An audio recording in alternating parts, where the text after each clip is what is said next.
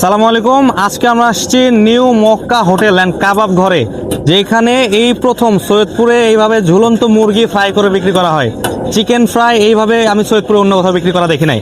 পাশাপাশি বটি কাবাব, তারপর হচ্ছে জালি কাবাব, চিকেনের বেশ কিছু আইটেম আপনারা এইখানে আসলে পাবেন। আমরা সম্পূর্ণ লোকেশন শেয়ার করব, সব কিছু দেখাই দিব।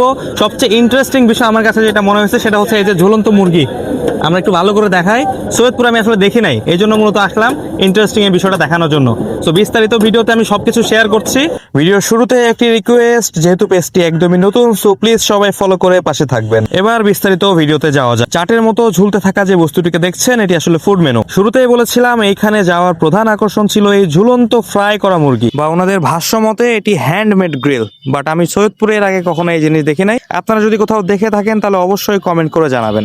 যাই হোক, এখন বলে দেই সংবিধিবদ্ধ সতর্কীকরণী। আপনারা যারা এই খাবারগুলো দেখছেন, এগুলো খুবই মুখরোচক খাবার, বাট এর ভিতরে আছে একটু পেট খারাপ হওয়ার জিনিস। আপনারা যারা একটু হেলথ কনসার্ন, তাদের অবশ্যই এই খাবারগুলো অ্যাভয়েড করা উচিত। এরপর আমি দেখেছি অনেকেই ফ্যামিলি নিয়ে যে অনেক মজা করে খাইতেছিল। এরপরেও আমার মনে হয় এই বিষয়গুলো একটু দেখে শুনে খাওয়া উচিত, কারণ আমি দেখেছি এই একই খাবারগুলো 3 থেকে 4 বার তেলে ভাজা হচ্ছিল, বা তেলের অবস্থা আপনারা নিজেরাই দেখতে পাচ্ছেন কি অবস্থা। সো পরিবেশের কথা যারা চিন্তা করেন, বা একটু খাবার একটু সিমসাম বা একটু ক্লিন খাবার খাইতে চান, তাদের জন্য আসলে এই জিনিসগুলো না।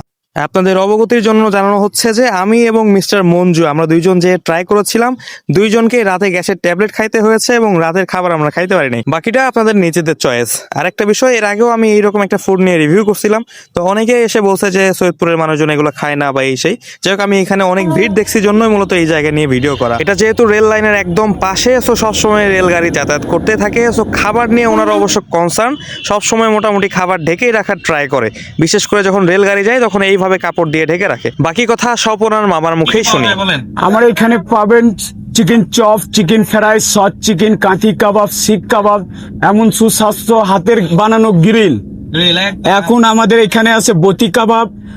কত মূল্য হলো 50 টাকা। চিকেন চপ হবে 100 টাকা, চিকেন ফ্রাই হবে 50 টাকা, সস চিকেন হবে 50 টাকা, কাঁথি কাবাব হবে 40 টাকা, জালি কাবাব হবে 20 টাকা, টিকিয়া হবে 10 টাকা, চিকেন বার্গার খাবেন 70 টাকা, জালি কাবাব বার্গার খাবেন 40 টাকা, টিকিয়া বার্গার খাবেন 30 টাকা।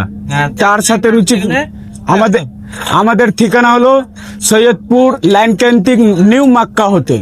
সেই সাথে আমাদের সাথে পাচ্ছেন রাত 8টার পর গরুর ভুড়ি, এমন রুচি পুরি। এটা হচ্ছে নিউ মক্কা বাবুর্চি হোটেল এবং কাবাব ঘর। সৈয়দপুর 5 মাথা যে রেল ঘুমটি আছে, সেটা থেকে সোজা পশ্চিম দিকে 1 থেকে 2 মিনিট হাঁটলেই পেয়ে যাবেন।